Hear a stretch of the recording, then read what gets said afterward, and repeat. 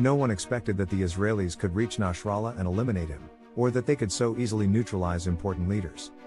No one anticipated that Israel would surprise Hezbollah and the rest of the axis of resistance with a war unlike any previous conflicts.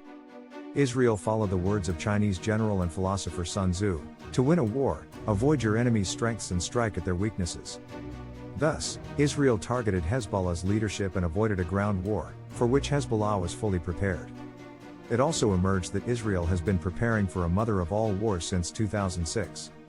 Israel gathered intelligence, identified thousands of targets, and developed weapons specifically for this war.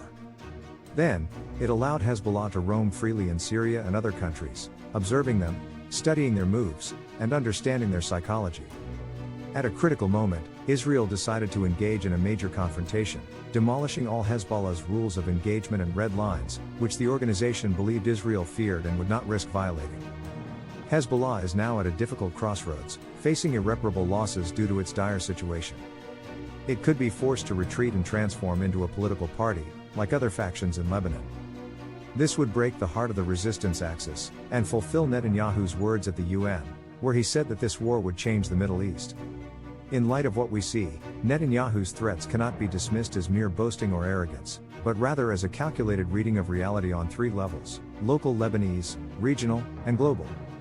On the local level, Hezbollah's situation appears tragic because now it has no leadership, no media machine to address its audience, and no internal force to protect it.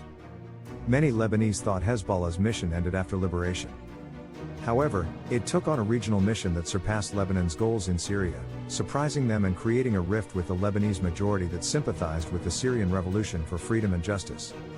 Nasrallah described the war in Syria as a war of life and death and fought with all his might. The impact of this remains a toxic dagger in people's hearts.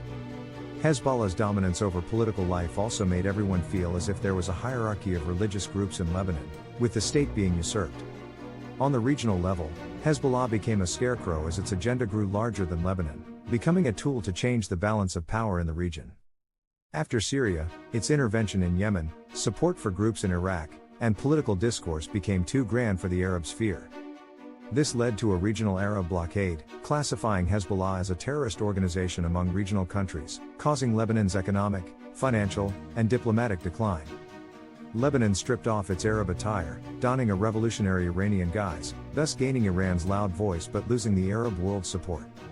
Unlike 2006, when Arabs stood by Lebanon, protected it, and later healed its wounds, today, no Arab delegation has visited Lebanon, nor has there been any supportive Arab movement.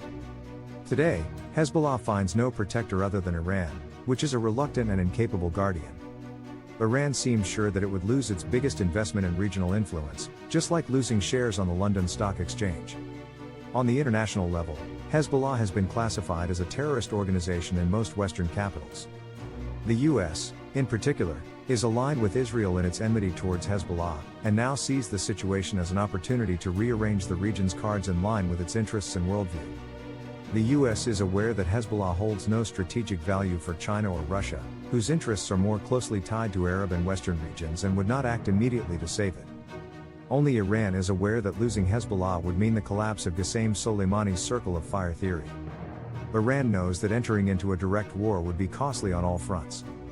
Therefore, during his recent visit to Doha, the Iranian president preferred to call on Islamic countries, particularly Saudi Arabia, to unite to protect the Lebanese and Palestinian people.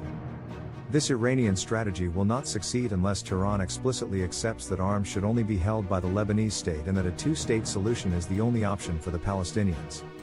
If Iran accepts this, it will represent a major shift. As Kissinger once said, it would transform from a revolution into a state. The fate of the region is tied to two leaders, Netanyahu and Khamenei. The former, despite his pragmatism, believes in eliminating Israel's enemies by force.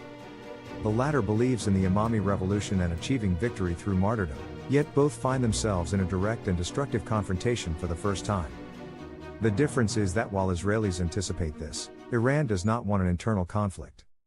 Moreover, Iran is fighting without a circle of fire, whereas Israel is fighting under the NATO umbrella.